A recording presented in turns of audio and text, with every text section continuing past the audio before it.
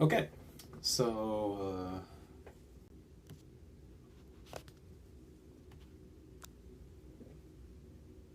I've been having a few thoughts. So, and now I don't have any thoughts, but I actually do have a thought though. So, backseat gaming. Backseat gaming is a huge nerve for people who play with like voice chats on. And for most of the community of Valorant, they hate backseat gaming because most of the time people are talking over their clutch. It's bad, but it's also good too if you think about it. Because backseat gaming itself is giving you information in the time that you're needed to uh, make plays, essentially. But the reason why I think it's bad is because people don't know how to properly backseat game. So in most games, you might have a guy who just goes, "What can I use for like a microphone?" Uh, I guess this is my shampoo bottle. They'll usually go something along the lines of, chambers right over there, chambers right over there, or right, like giving them vague call outs. You hear what I'm saying? It's vague call outs. It doesn't work because you're telling me chambers over there. Where's over there? We're like in the biggest part of a map. He could be anywhere. Telling me chambers. What the fuck? Why is it wet? Oh, it's because it's open? Yeah. Do I have shampoo goop on me? Or no? I guess it's wet because my technical difficulties. Technical cut. Chambers over there. Chamber, I love him so much. He's right over there. And it's dumb as hell. You don't have any clear, concise motives as to where the chamber might be. Here's what you should be saying. Chamber killed me, last seen cave. You see that? Last seen cave. Where is it? You now see where I'm coming from here? Saying chamber's right over there to chamber is in a specific location is way better than what you said before. Now, here's another thing that I don't like about backseat gaming. When people backseat game, they don't tell you who killed them. They just say, hit 120. There's four people alive! There's four! Four people alive, and you're telling me that you got hit for 120? What out of all the four? I don't even know where the other three are. I don't even know who killed you. Yeah, I see a kill. I see like the kill, the kill feed. But also, it's on the top right corner. I'm looking at the game. I'm still in the game. What am I going to do with that information? So now, you're telling me that you got hit for 120 and I'm supposed to figure it out? Like I'm some type of like detective? Like this is case closed or Sherlock Hound? That's a show that I haven't seen in a while.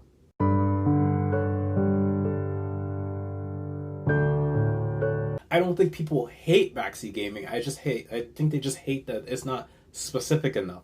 You need information, especially in a game like Valorant, which is slow paced, mind you. It's not as fast paced as people think. Yeah, sure. There's like a raging Brazilian bouncing from like one side to the next on satchels, and then there's like a Korean chick who go fly in the air. Like, yeah, okay.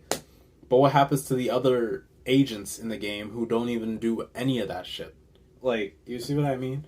So, essentially, if you want to be able to backseat game, the three things that you need to have is concise information, a calm approach to what you're saying, and also to understand when to say the information. If you died, give the information as soon as you die. Don't give the information a few seconds off because then you just mess up the whole flow. When somebody knows that you died, that's the best point that you should be giving out the information in that little time slot. You can't be too late. You could be early because you're probably still alive.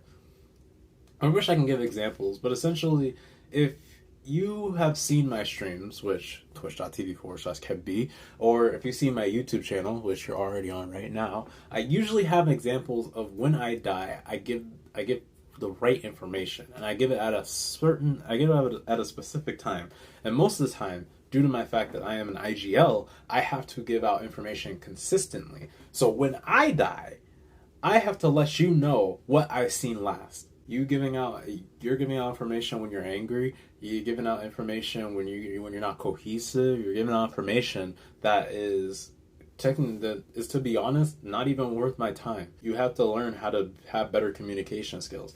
Now, like I said in my last video, most of the fan base is actually not Counter-Strike players. It's actually League of Legends players who want to try out a shooter and they don't want to go to CS:GO and get shitted on because there's like people with 10 years experience, probably even more if they played Source, playing that game.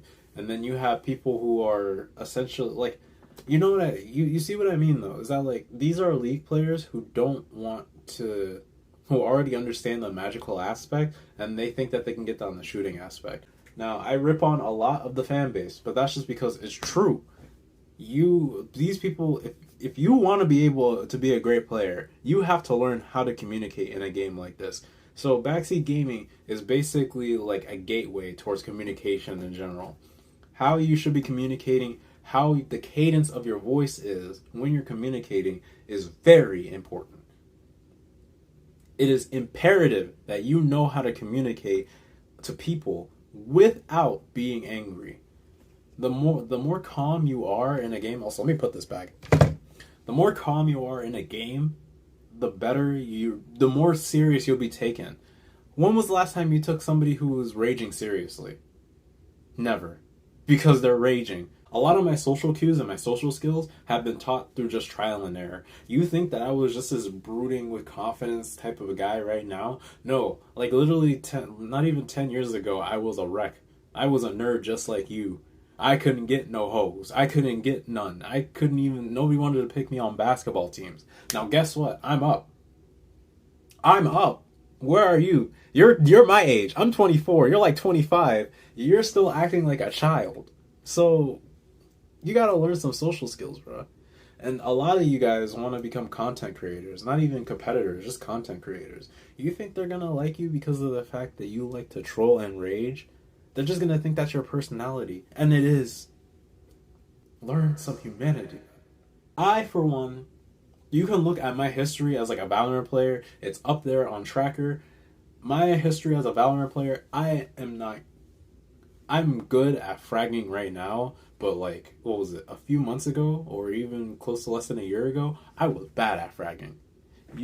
I was good in the clutch. When it came to the clutch, oh boy, yeah, you really thought you saw the second coming of KevBe when you saw me in the clutch. But that was just about it. In terms of being a great all-around player, it didn't happen until like the earlier months of the summer that I actually learned how to frag consistently and also top frag consistently. Whenever I needed to get kills, I was there. Whenever kills were an option, I really wasn't there. I'm the type of guy that people go to because of the fact that, not because of my gameplay, but because of the fact that I am a communicator and a leader. These are things that you're gonna need if you want to become, if you just want to become like popular with people. You gotta know when to like read people. You gotta know when to like do what you have to do. Yeah, sure. Sometimes I rage for the lulz, but at the end of the day, at my core belief, I am a person that believes more in teamwork and in elevating my team compared to most people today. I'm gonna tell you this right now. You're not gonna be like Tens, Ye, Sugetsu, all those people that you look up to that are fraggers, that are like people who are ridiculously good at shooting. You're not gonna be them. You wanna know why? Because you're you. They're them.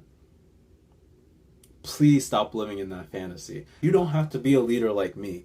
You just have to understand that there are more jobs than just being a fragger. You can become a strategist. You can become an IGL. You can become a lurker. You can, if you understand roles and you understand the importance of said roles, I promise you, you will never go a day without being in a duo. You won't have to play solo queue ever again. No more being, oh, I'm just gonna be this support and I'm gonna just heal and this, that, and the other. And I'm not even making fun. You think I'm making fun of women? No, I'm making fun of the men too. Because there are some of y'all who are undercover bums who are trying to become the healer role because of the fact that it doesn't require any frags whatsoever. To become a support, to become a sentinel, just because you can't shoot a gun does not mean you're gonna pick a role that's not frag specific and just stay there for the rest of your life. I'm looking at you. I'm looking dead at you right now. Please, for the love of Christ, please, for the love of all that is good in this world, be better at the game. Don't just sit there and be worse. I want people to succeed. I want more competition. I don't want bums like you sitting at the top of the leaderboards. I want to be able to go up against killers. Anyway, that's all I have to say. Do better at communicating. Backseat game less, or backseat game in moderation. Learn, just let people, give people information and just let them take it from there. Okay? That's the end of it. This is KevBe. This is my channel. Please follow, subscribe, do all that other stuff. And I will see you guys on the flip side of things. Peace.